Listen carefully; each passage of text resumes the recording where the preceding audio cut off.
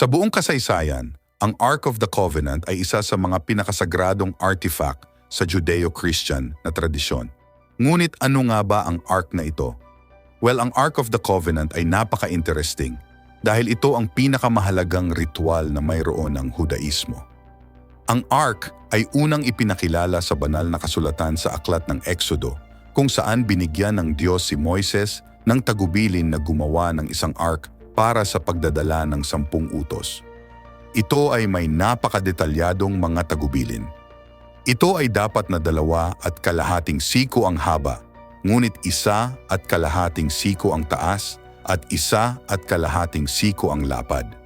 At ito ay nababalutan ng ginto sa loob at labas. Ang Ark of the Covenant sa loob ng ilang panahon ay naging sentro ng relihiyon ng mga Israelita.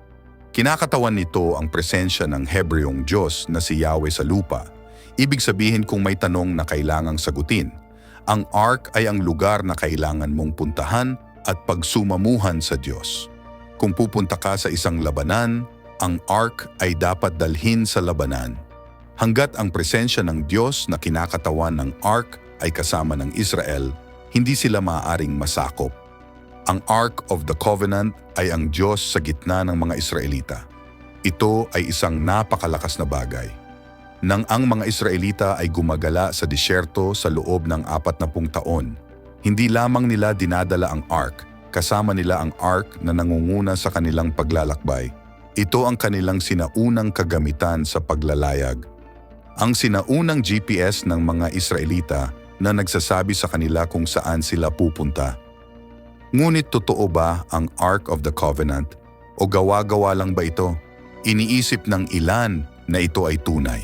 At ang dahilan kung bakit sa tingin nila ito ay totoo ay dahil ito ay tulad ng isang sentral na bahagi ng Israelitang relihiyon.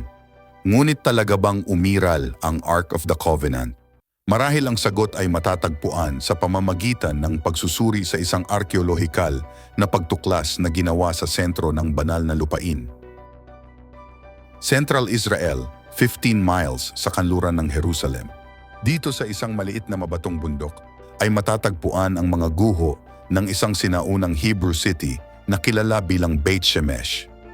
Ayon sa archaeology, ang Beit Shemesh ay may malalim na koneksyon sa Ark of the Covenant. Ang Beit Shemesh ay may mahabang kasaysayan ng pagiging isang religious center. Ayon sa kwento na meron tayo sa Biblia, noong dinala ang Ark of the Covenant sa Beit Shemesh, kinuha ng mga Israelita ang Ark at inilagay nila ito sa isang mesa na bato. Ang pagkaunawa nila ay ito ay iginagalang ng lahat ng mga Israelita. Mayroon silang isang bagay na ito, ang Ark of the Covenant na kumakatawan sa Diyos sa lupa. Maaaring ang Ark of the Covenant ay talagang iningatan sa Beit Shemesh. Kamakailan lamang, natuklasan ng mga archaeologist ang ebidensya na nagmumungkahi na ang kwento sa Biblia ay totoo. Noong 2019, isang team na pinamumunuan ng mga archaeologist mula sa Tel Aviv University ang gumawa ng nakagugulat na discovery. Nakakita sila ng isang silid kung saan tila may katibayan kung saan nakalagay ang Ark of the Covenant nang dalhin ito sa Beit Shemesh. Mayroong isang malaking piraso ng bato na eksaktong kapareho ng mga sukat at mga proporsyon ng Ark of the Covenant. Ang piraso ng bato na ito ay hindi lang basta nalaglag sa gilid nito. Sadyang ito ay inilagay dito.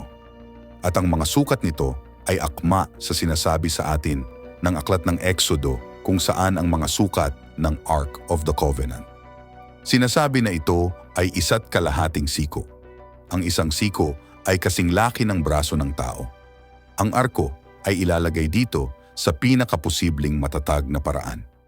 At ang lahat ay itinayo sa takdang panahon at tamang lugar kung kailan inilagay ang Ark sa Beit Shemesh. Hindi lamang ipinahihiwatig ng pagtuklas na ito na iningatan nila ang Ark. Ito ay higit pa, ito ay talagang nagpapahiwatig na ang Ark ay umiral. Ang pagtuklas na ito ay posibleng ang pinakamahalagang nahanap kailanman sa konteksto ng paghahanap ng Ark of the Covenant.